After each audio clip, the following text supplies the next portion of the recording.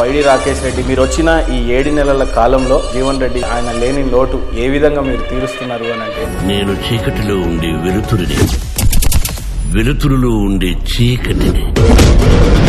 ఇద్దరి మధ్యలో వైరం తగ్గిపోయిందా? ఎలక్షన్స్ వరకే, తర్వాత ఏముంటుంది? ఏం లేదు, రాజకీయం ఉంటుంది. మాల్ సీజ్ చేపించి నేను మళ్ళీ అదే. మీకేమైనా పాత్ర ఉందా? అవును, నేనే చెప్పింది, బహిరంగానే చెప్పాను కదా. మీ ఇంట్లో పెళ్లిళ్ళు జరుగుతాయి, శుభకార్యాలు జరుగుతాయి, జీవన్ రెడ్డిని మీరు పిలవరు. నేను బతుకున్నాక వెళ్ళండి. వాళ్ళ ఇంట్లో ఏమైనా శుభకార్యాలు జరుగుతాయి, పెళ్లిళ్ళు జరుగుతాయి, జీవన్ రెడ్డి గారు పిలుస్తారు, మీరు వెళ్తారా వెళ్ళరా? పిలవరని అనుకుంటున్నాను, దేవుణ్ణి పిలవద్దని కోరుకుంటున్నాను. పిలిస్తే పోతారా? పిలవద్దనే కోరుకుంటున్నాను. పిలిస్తే పోతారా? నీకు ఎన్నిసార్లు చెప్పిన అర్థమయ్యట్లేదు. 100 సంవత్సరాల నుంచి తీరని కళగా మిగిలిపోయిన రామ్ మందిర్ కళని అయోధ్యలో మీరు నిర్మించి చూపించారు. 400 సీట్లు ఎక్స్పెక్ట్ చేసినటువంటి మోడీ గవర్నమెంట్కి 240 కట్టుబడడానికి ప్రధాన కారణం చెప్పండి. ఎక్కడైతే రాముణ్ణి మీరు నిర్మించారో అక్కడే మిమ్మల్ని తిరస్కరించడానికి ప్రధాన కారణం చెప్పండి. హిందువులు ఇంకా కూడా బీజేపీని నమ్మకపోవడానికి ప్రధాన కారణం చెప్పండి. బీజేపీ 400 స్థానాలు ఎక్స్పెక్ట్ చేస్తే 240 స్థానాలకు పడిపోవటం, బీజేపీ పార్టీ రాముణ్ణి ఎక్కువగా మార్కెటింగ్ చేద్దామని చూశారని, అదే శాపం కలిగిందని,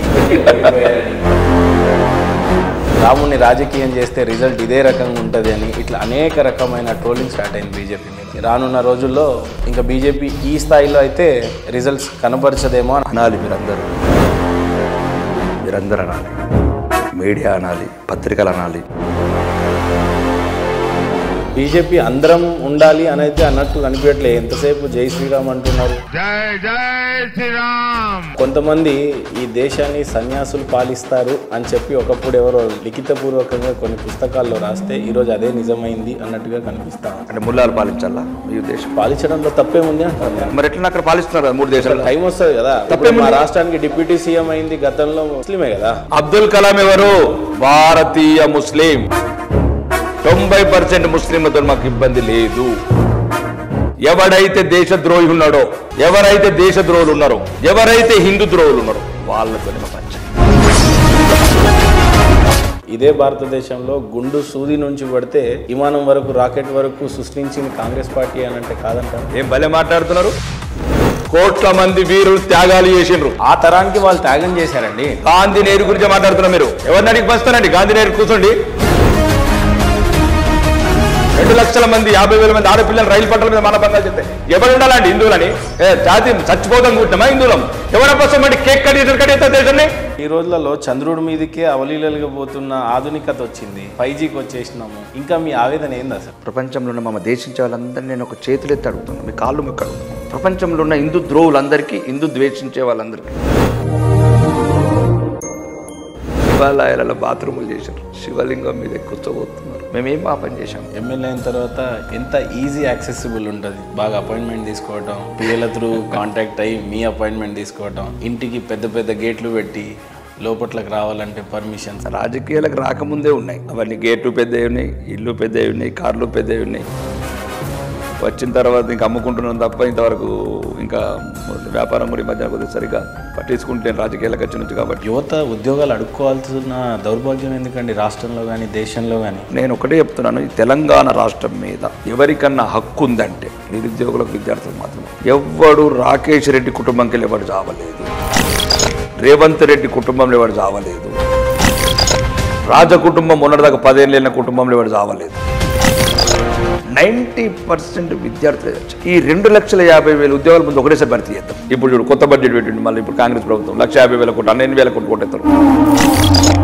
కాళేశ్వరం అన్నాడు సాగు కొట్టేసిండు, కాకతీయ అన్నాడు ఆడు కొట్టేసిండు, భగీరథ అన్నాడు ఈడు కొట్టేసిండు. యూపీలో యోగి ఆదిత్యనాథ్ అంటే కట్టర్ బీజేపీ. యూపీలో ప్రధానంగా అన్ని సీట్లు తగ్గడానికి కారణం ఏంది అని పైడి రాకేష్ రెడ్డికి ఎంతవరకు ఉంటుంది దేశభక్తి? దేశభక్తి ఉందా? కోసుకోవాలా కోల్చుకో అందరు దేశభక్తులే. రేవంత్ రెడ్డి కూడా దేశభక్తుడే.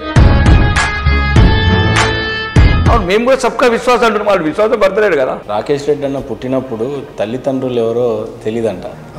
అమ్మ నాన్న నాకు ఎవరు ఉంటారో వాళ్ళ ఫొటోస్ ఎట్లుంటాయో చూపిస్తే ఒక ₹1 కోటి నజరాన్ని ఇస్తానని చెప్పేసి ప్రకటించినాను. ఎట్లా పుట్టిరు, ఎట్లా పెరిగిరు? పుట్టినప్పుడేమో పుట్టుకకి అర్థం లేదనుకున్నాం. రకరకాలు ఉంటాయి జీవితంలో. ఒక చిన్న సైకిల్ కొని, ఒక చిన్న మురిపం తీర్చడానికి ఒక తండ్రో, లాలించడానికి ఒక తల్లో, ఎవరు లేని నేపథ్యంలో ఎట్లా మీ బాల్యం ఎలా కొనసాగింది? కన్నీళ్ళు దాగే పెరిగానండి, ఇక తల్లిపాలైతే లేవు. అమ్మమ్మ తాతయ్య ఉన్నారా వాళ్ళు? లేరు. నా ఎదుగుదల చూడడానికి లేరు. స్టార్టింగ్ నుంచి కూడా చూడలే మీ బిజినెస్ చేసినప్పుడు?